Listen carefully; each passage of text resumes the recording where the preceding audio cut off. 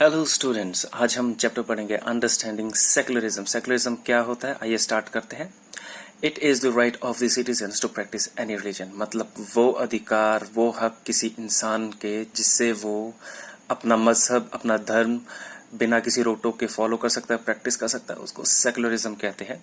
वहीं पे अगर हम सेकुलर स्टेट की बात करें तो मतलब वो स्टेट जहाँ पे किसी एक पर्टिकुलर रिलीजन, फॉर एग्जांपल हमें पता है कि हमारे देश में बहुत सारे रिलीजन फॉलो किए जाते हैं, हिंदू, मुस्लिम, सिख, ईसाई एटसेट्रा एटसेट्रा। तो उनमें से किसी एक रिलीजन को बढ़ावा ना देना, उसको कहते हैं सेकुलर स्टेट। डिस्क्रिमिनेशन नहीं होना चाहिए, यानी कि अगर किसी एक रिलीजन को बोले वो बहुत अच्छा है किसी जगह, तो दूसरा रिलीजन नहीं, वो अच्छा नहीं है, ये सब बहुत ही गलत बात है, वैसा नहीं होना चाहिए। और हर कोई जो सिटीजन होता है उसको हक है, जैसा कि मैंने बताया, अपना रिलीजन फॉलो करना। और लॉज के कंसेप्ट में देखो या गवर्नमेंट के कंसेप्ट में देखो तो हर कोई बराबर है, कोई मजहब धर्म छोटा या बड़ा नहीं है।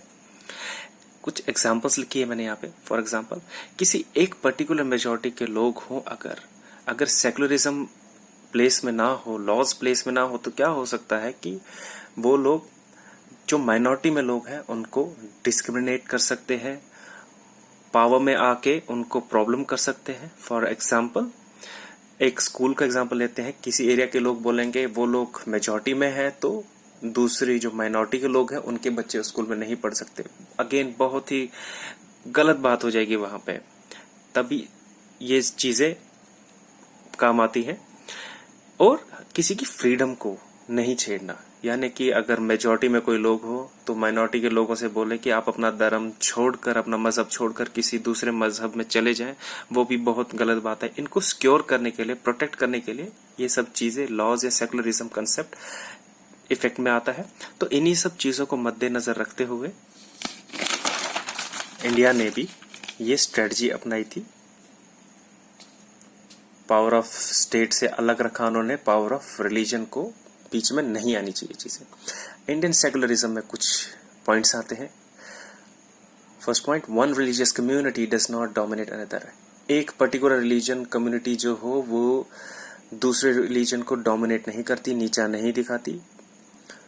Some members do not dominate other members of same community। बहुत ही अच्छा पॉइंट। डोमिनेशन हो, डिस्क्रिमिनेशन हो, तो इसका मतलब ये नहीं सिर्फ अलग अलग रिलीजन्स में होता है, वो सेम रिलीजन में कुछ लोग अपने ही कम्युनिटी के लोगों को नीचा दिखा सकते हैं, इसलिए ये कंसेप्ट आता है यहाँ पे।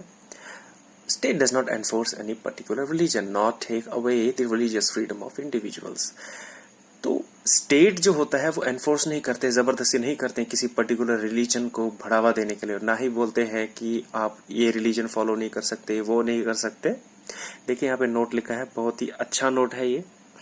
इन India government spaces like law court, school, offices are not suppose to display और प्रमोट एनी रिलीजन। यानी कि आप इंडियन गवर्नमेंट के किसी भी दफ्तर में जाएंगे, ऑफिस में जाएंगे, वहां पे आपको किसी एक पर्टिकुलर रिलीजन को प्रमोट करने का कोई भी इंफॉर्मेशन नहीं दिखेगा, वो अगेंस्ट लॉ हो जाएगा, वो गलत बात हो जाएगी। ये आप ऑब्जर्व कर सकते हैं खुद ही।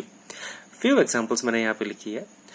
Celebrating just one type of festival in school. For example, अगर हम स्कूल में ले लो कोई एक फेस्टिवल, अगर स्कूल में बोले कि सिर्फ ईद मनाएंगे, दीपावली नहीं, या दीपावली मनाएंगे तो ईद नहीं, तो ये बहुत ही गलत बात है, इसलिए ये चीजें प्लेस में आती है। एंशिएंट इंडिया में लोग अगर बहुत बहुत हजारों साल या 200 साल या 300 साल पहले की बात लो, तब भी यही होता था। अमीर गरीब लोगों में प्रॉब्लम होती थी, या अलग अलग कम्युनिटी में लड़ाइयां होती थी, अनफेयर प्रैक्टिसेस होते थे। फॉर एग्जाम्पल, एक कुआं है कहीं पे, वहां से सिर्फ अमीर लोग पानी पी सकते थे, गरीब नहीं, या सिर्फ एक रिलीजन के लोग पानी पी सकते थे, दूसरे रिलीजन के नहीं। तो इन्हीं सब चीजों को खत्म करने के लिए या लॉज आए तो पनिशमेंट्स के लिए, या फिर अपने अधिकार हक की लड़ाई के लिए एस्टेब्लिश हुए, और ये कंसेप्ट है, यानी कि किसी रिलीजन को बढ़ावा ना देना, बिना किसी रिलीजन के, बिना किसी रोक टोक के हर कोई अपना रिलीजन फॉलो कर सके। Thank you students.